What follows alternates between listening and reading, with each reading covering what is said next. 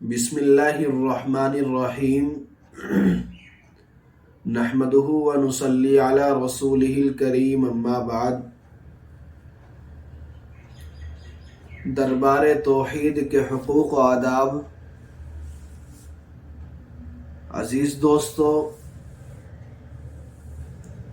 کافی دنوں سے سوچ رہا تھا کہ جس طریقے سے اور ویڈیو میں آپ کے لیے بناتا ہوں اسی طریقے سے کچھ دین کی باتیں آپ تک پہنچاؤں۔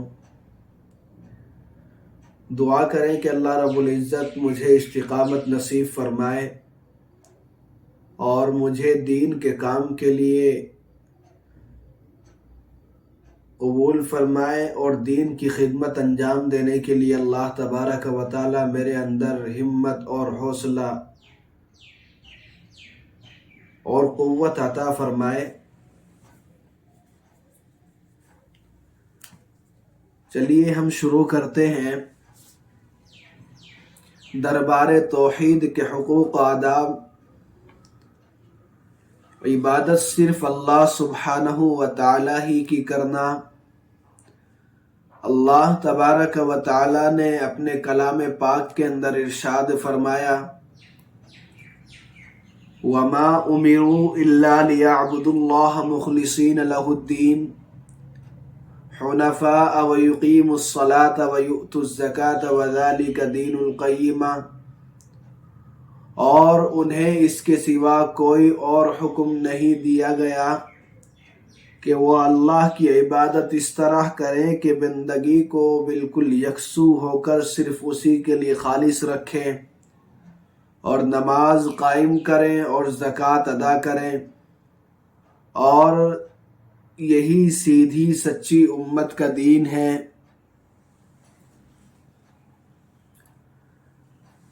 دوسری بات، اللہ سبحانہ و تعالی کی تعظیم کرنا۔ قرآن پاک میں اللہ تبارک و تعالی ارشاد فرماتا ہے، لِتُؤْمِنُوا بِاللَّهِ وَرَسُولِهِ وَتُعَزِّرُوهُ وَتُوَقِّرُوهُ وَتُسَبِّحُوهُ بُكْرَةً وَأَصِيلًا، تاکہ تم اللہ اور اس کے رسول پر ایمان لاؤ اور اس کی مدد کرو اور اس کی تعظیم کرو اور صبح و شام اللہ کی تسبیح بیان کرتے رہو۔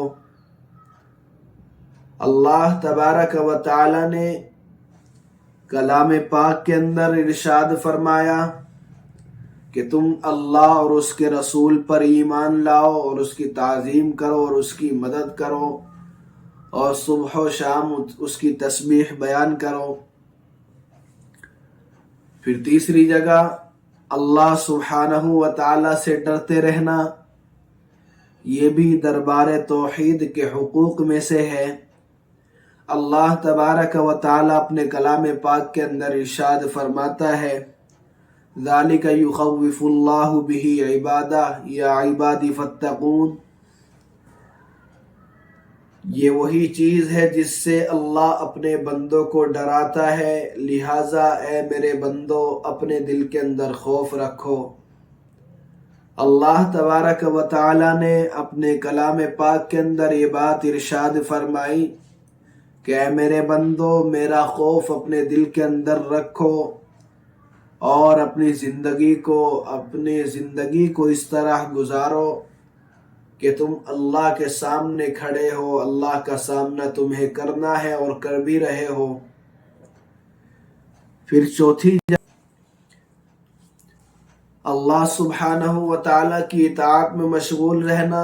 اللہ تبارک و تعالی اپنے کلام پاک کے اندر ارشاد فرماتا ہے، وَمَن يُطِعِ اللَّهَ وَرَسُولَهُ يُدْخِلْهُ جَنَّاتٍ تَجْرِي مِن تَحْتِهَا الْأَنْهَارُ خَالِدِينَ فِيهَا وَذَلِكَ الْفَوْزُ الْعَظِيمُ وَمَن يَعْصِ اللَّهَ وَرَسُولَهُ وَيَتَعَدَّ حُدُودَهُ يُدْخِلْهُ نَارًا خَالِدًا فِيهَا وَلَهُ عَذَابٌ مُّهِينٌ۔